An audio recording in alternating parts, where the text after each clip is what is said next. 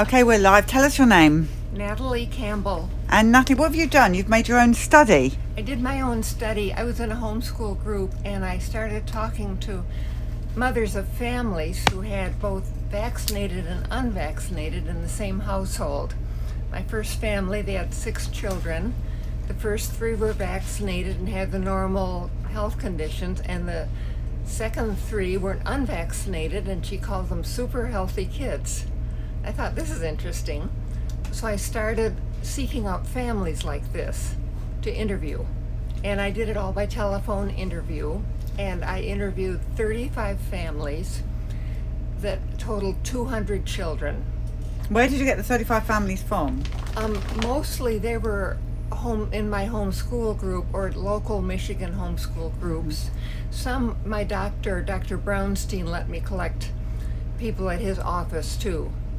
So I had those 2 sources and just whoever I could think of. And what were the results of your study then? Okay, the results, there are 4 possible outcomes. I could have vaccinated with a health issue, and they mostly had more than one health issue, many health issues.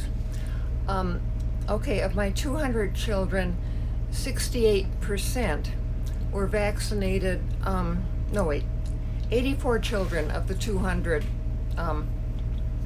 were fully vaccinated and had a health issue. 40 of the children were vaccinated but did not have a health issue. Of the unvaccinated, this is totally unvaccinated, 15 children had a health issue, so that is 20%. Of the unvaccinated, 61 children were perfectly healthy. So those are my results. So when you say unvaccinated, did you take into account the vitamin K at birth? No, I didn't. I didn't take into account vitamin K at birth.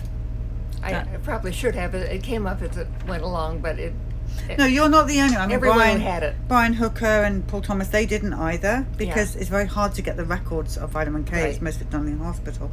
But we do know that those that take vitamin K are injured. Yeah, in fact, I did interview a family who I think did have an injury from vitamin K.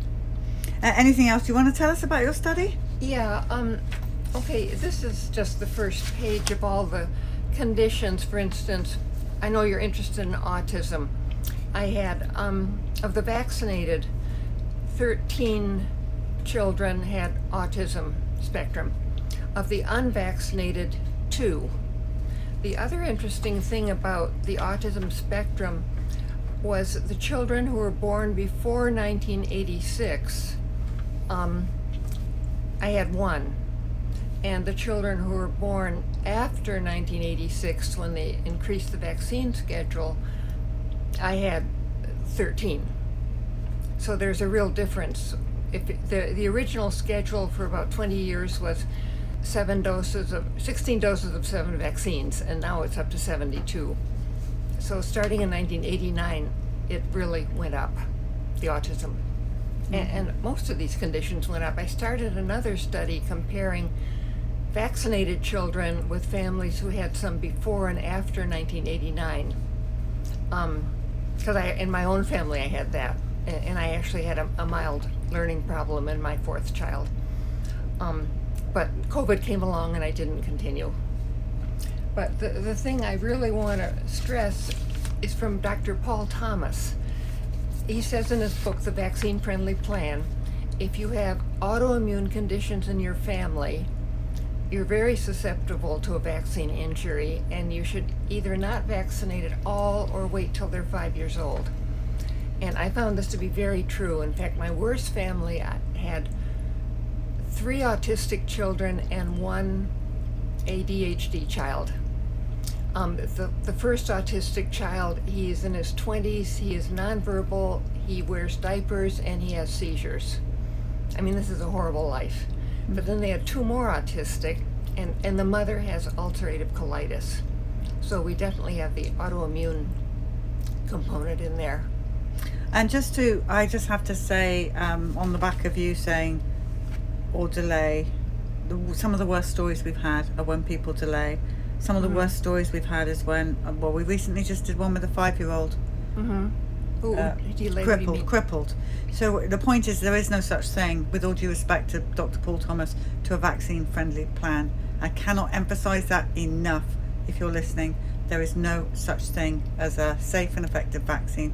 So there's no such thing as a safe, friendly plan. No, okay. So it's very important. I'm sorry, but I've Yeah. been in this game for too long, and I cannot afford to have somebody think that it's safe to take one vaccine. But I do appreciate, we appreciate your work, what you've done, and you did this speech at the Western Press, right? Yes, I did in 2019 in Texas. Well, thank you for all your work Thank and you. for all you're doing to warn people of the dangers of vaccinations. And